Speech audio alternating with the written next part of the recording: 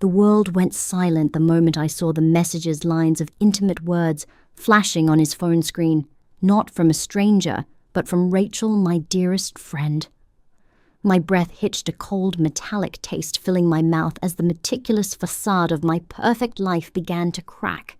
In that instant, every furtive glance, every distant touch, every unexplained absence clicked into place with horrifying clarity. But the true earthquake struck a week later when Rachel, uninvited and unapologetic, stood in my living room looking at the child I'd carried, nurtured and loved with every fiber of my being. Her words sliced through the air, chillingly precise. She's ours, David's and mine. He switched the embryos during IVF. You were just a vessel. That was the precipice. That was the moment I realized I had not merely been unlucky in love. I had been meticulously, savagely betrayed on a scale I couldn't have imagined. Part 1: The Shattered Silence. It was the mundane hour of twilight, the kind where the kitchen usually hummed with the quiet anticipation of dinner. But that evening, the air hung heavy thick with a silence that screamed louder than any shout. David's phone lay on the counter, an innocuous black rectangle that held the keys to my undoing. My gaze fell upon it, drawn by an invisible thread, and then a text message flashed across the screen. "Thank you for last night. I can still feel your hands on me." It was from Rachel. My Rachel. My heart, a loyal, trusting organ, simply stopped. I didn't scream. I didn't cry.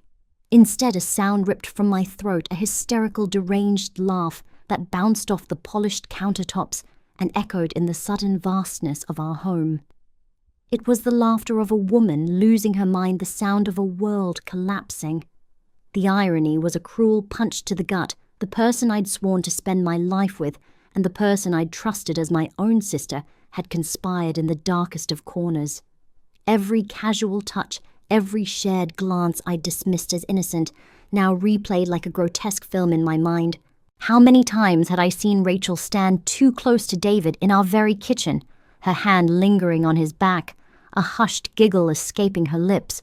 How many times had I waved it away, telling myself it was just harmless affection between friends, my own intuition silenced by the sheer impossibility of such a betrayal? Their casual intimacy right under my nose spoke of a contempt so profound it still chills me to the bone even all these years later. The days that followed were a blur of manufactured normalcy, a suffocating charade. I moved through our shared spaces like a ghost, every smile from David, every phone call from Rachel, a fresh laceration on my soul. My laughter from that evening still echoed a chilling premonition of the even deeper abyss I was about to fall into. I had thought the secret of their affair was the worst blow. I was wrong. The true shattering was yet to come. The thought clung to me like a persistent shadow. How could I have been so blind, so utterly foolish? Part 2: The Unwritten Script. Just 1 week later, the doorbell chimed, a seemingly innocent sound that heralded the true apocalypse. It was Rachel. She stood on my porch, not with apologies, not with shame, but with a chilling, almost predatory calm. Her eyes, usually so warm and bright, held a cold, unwavering glint. She walked past me directly into my living room, where my child played innocently on the carpet. And then, before my very eyes, before the ears of the little girl I had carried, birthed and poured my soul into Rachel, delivered the words that sliced through the air like shards of ice. "She's ours, David's and mine. He switched the embryos during IVF. You were just a vessel." I froze. A profound, absolute silence descended upon me, a vacuum where breath, thought, and feeling should have been. A vessel. The casual cruelty of it, the cold-blooded reduction of my body, my love, my very being to a mere container. The air vibrated with the unspoken demand. She wasn't asking for forgiveness. She was demanding her child. Right there, right then. My silence broke. A guttural scream tore from my throat, raw and agonizing. My hands trembling reached for the framed wedding photo on the mantelpiece, seizing it and slamming it down, shattering the glass, the flimsy illusion of our life together. "You didn't just take my husband!" I shrieked, my voice hoarse with a pain I didn't know existed. You took the child I bore, the child I carried, the child I bled for." My little girl, startled by the sudden eruption, looked up, her innocent eyes wide with fear, a soft whimper escaping her lips. In that instant, all thought of Rachel, of David, of the monstrous lie vanished. Only my child mattered. I dropped to my knees, pulling her into my arms, holding her so tightly I thought my own ribs might crack. My heart, a loyal, trusting organ, had been systematically shredded, but the primal, fierce instinct of a mother, raw and pure, surged through me. My child trembled in my embrace, and I knew with an absolute certainty that no matter what horrors had led us to this moment, she was mine. The immediate aftermath was a swirling vortex of internal agony. My mind, reeling from Rachel's confession, began to replay not just David's betrayal, but every single agonizing memory of my pregnancy and childbirth. The relentless nausea of the first few months, so severe it sometimes brought up streaks of blood. The terrifying moments when my blood pressure plummeted, sending me to the hospital not once, but 3 separate times. The 17 hours of excruciating labor, the searing pain, the more than 20 stitches that followed. The sleepless nights pacing the floor with a crying infant, my eyes burning with fatigue yet unwilling to close for fear she might spike a fever or need a feed or simply need to feel my presence. Every stretch mark, every aching joint, every moment of profound sacrifice had been given for her. And then Rachel's words, those cutting remarks from years ago, echoed in my mind, stark and chilling, against the backdrop of my visceral memories of motherhood. "I hate the sound of babies crying," she'd once declared, with a dismissive wave of her hand. "Don't make me hold it, Sarah. I've never changed a diaper in my life." She said it with a laugh, but the disdain in her voice had been unmistakable. How could someone who abhorred the very essence of motherhood plan such a scheme? The answer was chillingly clear. She didn't want to be a mother to my child. She had only wanted a child that was biologically hers, regardless of whose womb carried it, whose body sacrificed, whose heart poured out unconditional love. My stomach churned not from physical sickness, but from the profound moral sickness of their actions. This wasn't about biology. This was about control, about using me as a mere means to an end. But my love for this child was not a lie. It was real. And in that moment of absolute despair, a defiant truth solidified within me. I was her mother. No matter the DNA, no matter the betrayal, I was her mother. The question of giving her back, of surrendering my motherhood, evaporated, replaced by a fierce, undeniable resolve. Could such a profound betrayal ever truly be overcome? Part 3, The Accountant's Heart. Before the storm, there was a quiet, almost predictable life. I was Sarah, an accountant in Rainfield, Oregon, a small town where the pace was slow and the faces familiar. My nature was introverted, finding comfort in the precise logic of numbers and the solace of my own thoughts. Kindness was simply who I was, and I poured myself into my small world, always striving to do right. My childhood had been marked by a quiet loneliness, leaving me with a deep-seated yearning for a family, a true sense of belonging that I believed love could build. David, at 38, entered my life with a burst of warmth. A physical education teacher, he was full of an easygoing charm and infectious laughter, well-liked by everyone. We built a life together in our cozy home filled with shared dreams. Our greatest dream, however, remained stubbornly out of reach: a child. We yearned, we hoped, we spent years navigating the emotionally taxing and financially draining journey of IVF. Each injection, each procedure was a step closer, I believed, to the family I desperately craved. My heart, so open to connection, clung to this hope with unwavering determination. And then there was Rachel, my closest friend since college, a vibrant, intelligent woman at 34 whom I truly saw as the sister I never had. She was captivating, sharp-witted, and seemed to understand the quiet ache in my heart, always offering a sympathetic ear.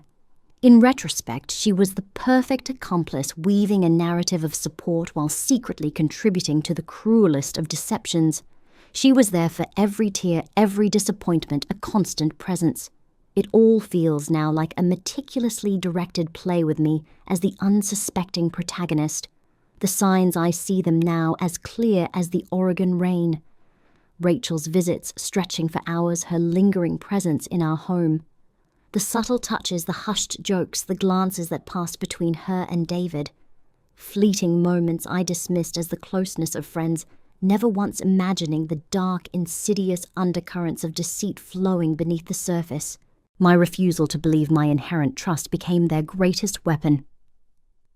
I recall one weekend getaway to an old cabin nestled deep in the Oregon woods, just the three of us. David and Rachel had volunteered to go to the market, claiming it was for barbecue supplies. I'd wandered out to the car drawn by an unspoken instinct and saw them. Their hands had touched, lingered a quick, intimate brush as they reached for something in the trunk. Their eyes meeting in a silent language that excluded me. They thought I hadn't seen it, but I did. My stomach had knotted a familiar unease I had immediately suppressed. No, I told myself, you're imagining things. They would never. Their audacity, their casual intimacy right under my nose spoke of a contempt so profound it still chills me to the bone even all these years later. What other truths lay hidden beneath the surface of my past? Part 4, The Unforeseen Knot. The IVF process was a series of medical procedures, a delicate dance between hope and science. Each appointment was a step closer to my dream, or so I believed. My body was subjected to countless tests, injections, and examinations, all for the promise of a child. I remember the day the embryos were transferred and moments suspended between fear and profound hope. It felt like a miracle in the making, the culmination of years of longing.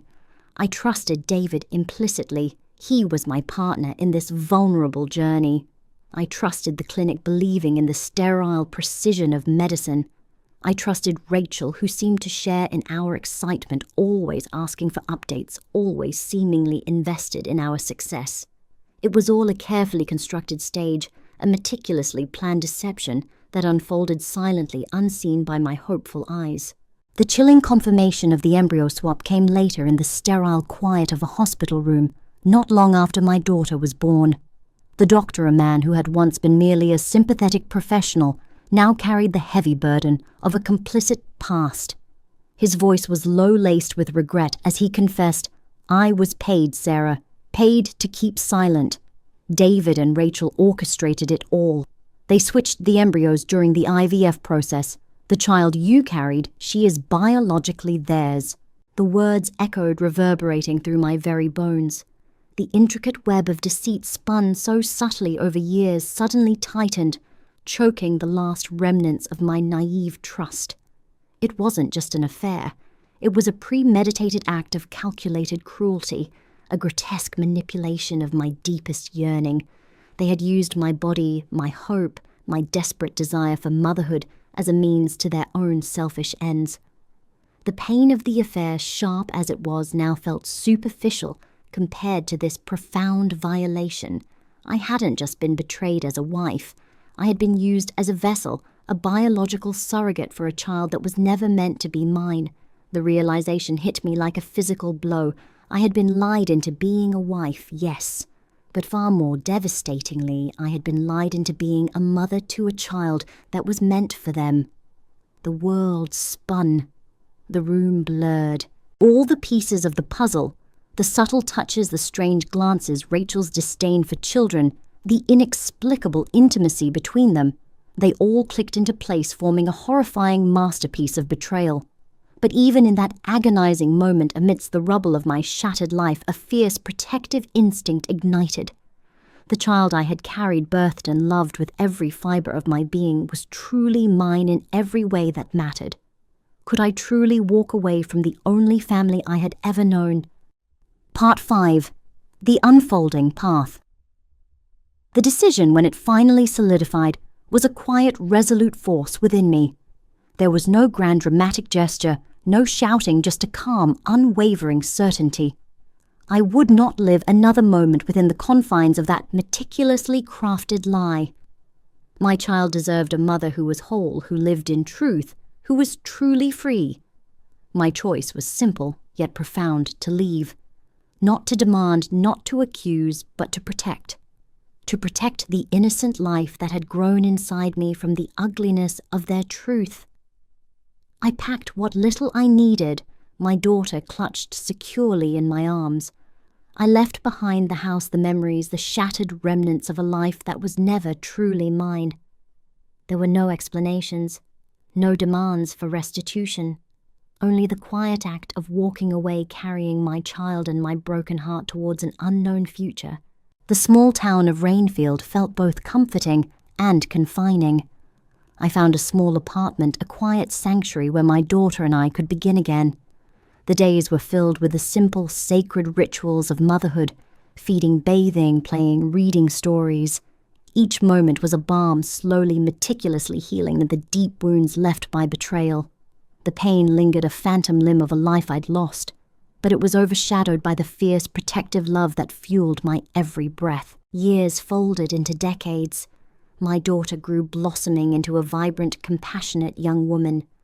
I never told her the full truth of her birth, choosing instead to shield her from the venomous sting of that deception.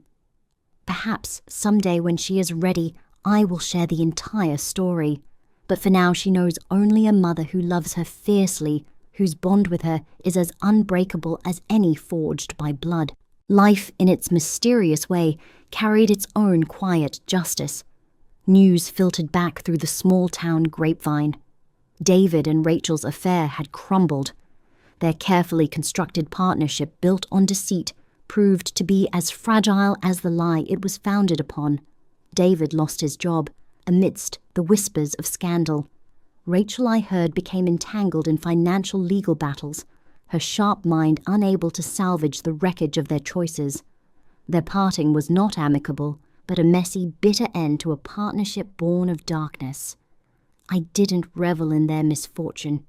There was no satisfaction, no feeling of vindication.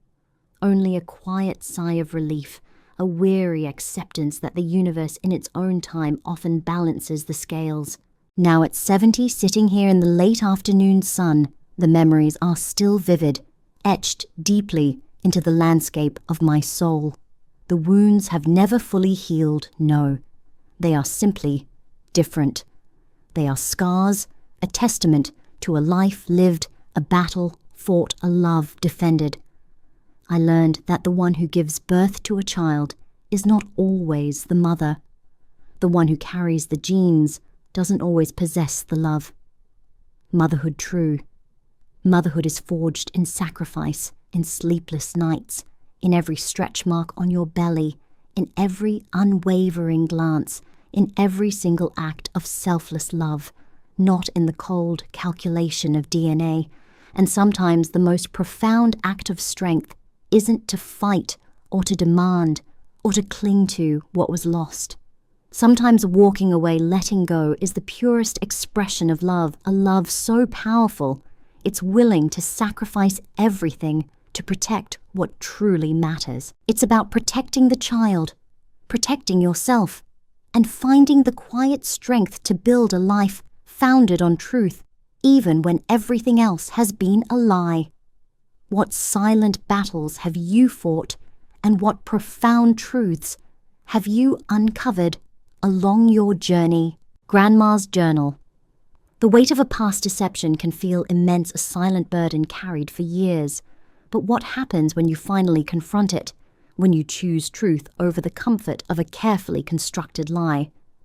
Sarah's story is a testament to the profound resilience of the human spirit, a quiet declaration that even the deepest wounds can heal, leaving behind not bitterness, but wisdom.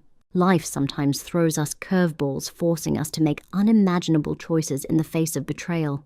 Have you ever had to walk away from something you believed was yours, not out of weakness, but out of an overwhelming strength to protect what truly mattered? Share your stories in the comments below. Let's reflect together on the power of honesty, the journey of healing, and the strength it takes to reclaim your own narrative. Your experience might be the light someone else needs to find their way home.